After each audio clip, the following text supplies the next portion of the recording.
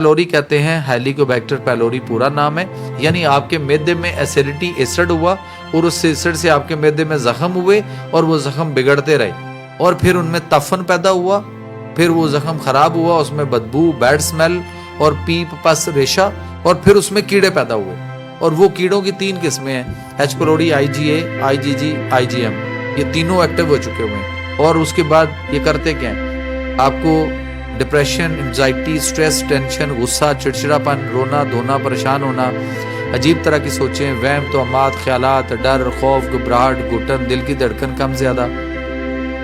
और उसके बाद जितने लोग इस वक्त साइकोट्रिस्ट के पास हैं, जितने लोग इस वक्त साइकोलॉजिस्ट के पास हैं, जितने लोग इस वक्त मेंटल हॉस्पिटल में या मेंटल डिसऑर्डर्स का इलाज करवाते फिर रहे हैं, जितने लोग इस वक्त नजूमी और आमलों के पास हैं कि जी इनको जादू टूना साया, इन पे कोई मसला है, ये एच पिलोरी का पेशेंट है। जितने मेंटल लोग हैं जो मेंटल डिसऑर्डर हो चुका हुआ है, आप इनके एच पिलोरी के टेस्ट करा लें। ये आपको सड़कों पे, फुटपाथों पे मुख्तलिफ किस्म के लोग एबनॉर्मल किस्म के नजर आते हैं, आप इनके एच पिलोरी के टेस्ट कराएं, नॉर्मल नहीं होंगे, इनका एच पिलोरी पॉजिटिव आएगा, इनके एच पिलोरी का इलाज कर लें, ये ठीक हो जाएंगे सारे। इनको मैदे की प्रॉब्लम है, वो अगर मेडिसिन नहीं खाना चाहते, अगर वो ज़हनी दबाव का शिकार है, उनको हर वक्त बदहज़मी, गैस, तेज़ाबियत रहती है और वो मेडिसिन से भी भागते हैं, तो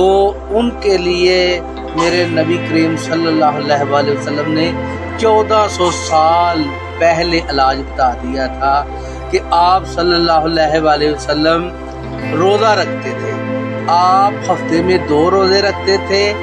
आप भी अगर रोज़ा रखें और रोज़े रखने की वजह से हमारा मैदा खाली होता है, तो भूख की वजह से हमारे जिस्म जो है वो खुद ही हमारे फाजल जो जिस्म के अज्जा होते हैं उनको खुद ब खुद हमारा जिस्म ही उनको खाना शुरू कर देता है। तो आप अगर मैदे की बीमारियों का शिकार हैं तो आप भी रोज़ा रखें। खुद हजूर पाक सल्लल्लाहु अलैहि वसल्लम हर सोमवार को, हर जुमेरात को रोज़ा रखते थे। हर अरबी महीने की 13, 14 और 15 तारीख को रोज़े रखते थे। यानी आम दिनों के में, रमज़ान के अलावा आम दिनों में भी हर महीने में हजूर पाक सल्लल्लाहु अलैहि वसल्लम महीने में 11 रोज़े रखते थे। अगर आप ये तादाद बढ़ा लें तो बहुत अच्छा, नहीं तो कम से कम आप महीने में 11 रोज़े रखने शुरू कर दें, एक सुन्नत पूरी होगी और उसका सवाब भी मिलेगा। तो मैदे की जो बीमारियां हैं उनका खात्मा होगा। मुफ्त इलाज है और मुफ्त मशवरा है। रोज़ा रखने से ना तो आप कमज़ोर होते हैं और ना ही आपकी सेहत ख़राब होती है। 12 से 14 घंटे भूखा रहने की वजह से हमारा जिस्म उन जरासीमों को ख़त्म कर देता है, उन जरासीमों को खा जाता है जो बीमारी पैदा करने का सबब बनते हैं।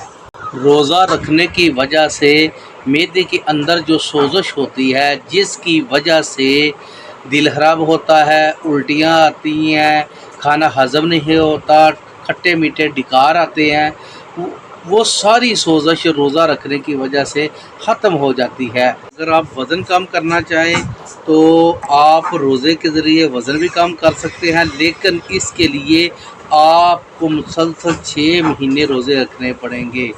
इससे आपका वज़न फ्री में कम हो जाएगा आहिस्ता आहिस्ता। रोज़ा रखने की वजह से इंसान भूखा रहता है और दिमाग को काम करने का मौका मिल जाता है। उस वजह से बेशुमार दिमागी अमराज, नफ्सियात की बीमारियां जो हैं वो आहिस्ता आहिस्ता ख़त्म हो जाती हैं।